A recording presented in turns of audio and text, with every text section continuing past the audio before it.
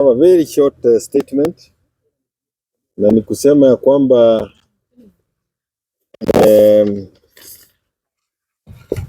we have visitors from many parts of this country.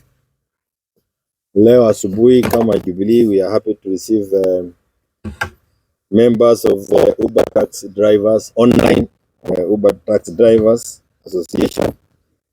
We have aspirants of various positions of representation from Kajiado.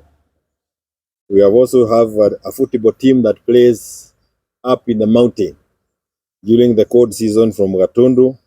That's a team that has been supported by our party leader over the years, young people. And then we also have another team of people here, watajisema wenyewe, wengine ni bunge la mwananchi. But why this is because, like we have said before, we are in the process of ensuring that our party is everywhere. And we have talked about Jubilee, and Jubilee is a national party that unites the country. And that is why we have people from every corner of this country coming and wanting to run on our ticket. And also having the young people showing a lot of interest in the party, because the young people, it's important that they are given an opportunity to also demonstrate their ability to offer leadership in this country and using political parties. And we are happy because in the midst of many, we have quite a number of them who are choosing a Jubilee as their party or as their vehicle, where they would want to demonstrate their ability to offer leadership to this country in different levels. While I will allow a few of them to say one or two things, I think I can also mention mambo mawili. One is that we all are aware that members of parliament are out there conducting the public participation with an intention of amending the constitution so that CDF and other funds of similar nature like Gov and the Senate fund are provided for under our constitution. And I think I want to say two things about that. While it is important to ensure that they conduct that public participation, this is still an issue that came before NADICO. And our position at NADICO was that the FAD is useful and it has done great things in this country. And CDF, as we know it. We can give it credit for having brought development or taken development to the lowest or to the farthest corner of this country. But it doesn't sit well when it is being managed by members of parliament.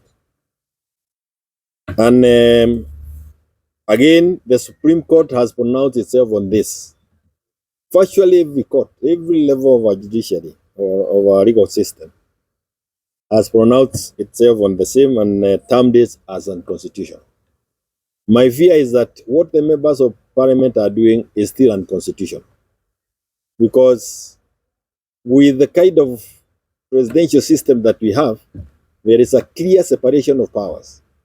Those who are responsible for oversight, those who are responsible for implementation, and of course those who are responsible for interpreting the law and the constitution for us in the name of the judiciary.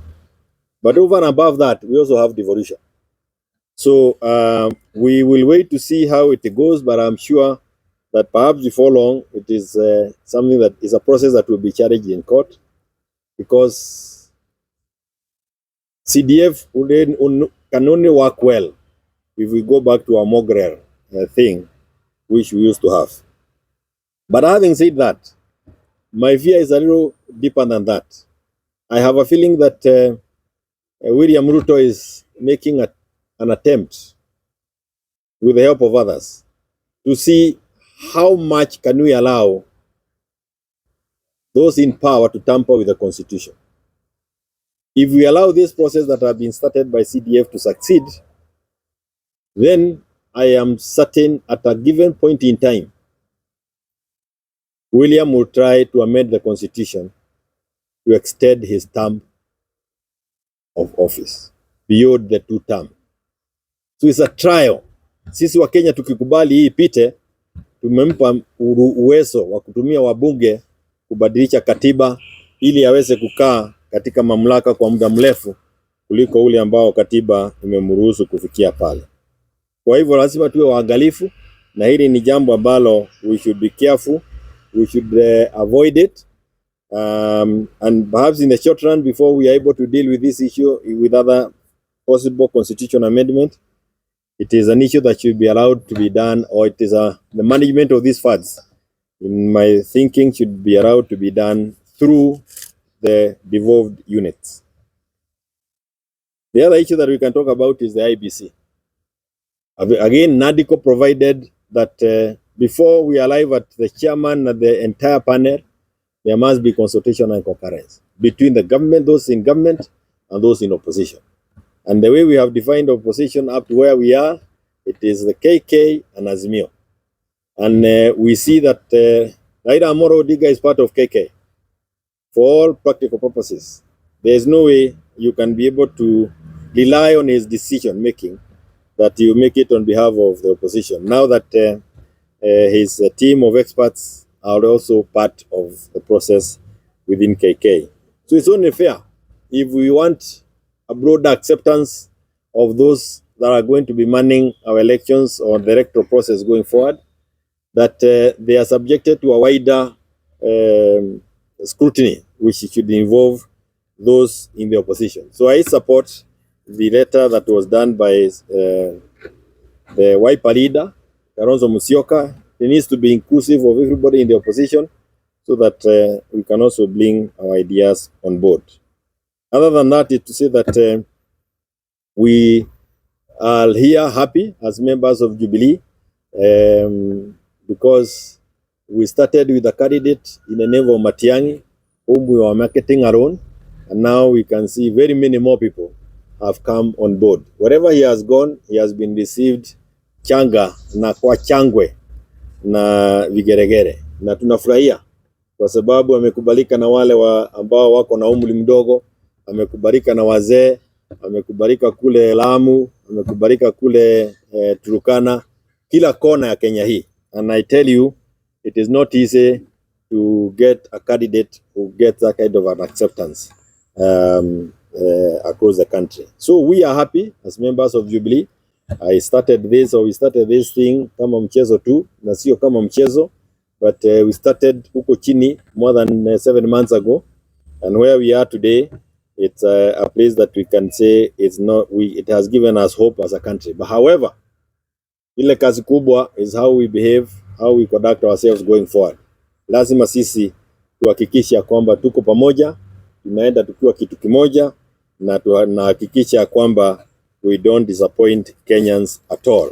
Kwa hivyo sisi katika Jubilee will work with every other person to ensure that what Kenyans have decided that is Ruto must go happens without our being an obstacle in any way, shape or form.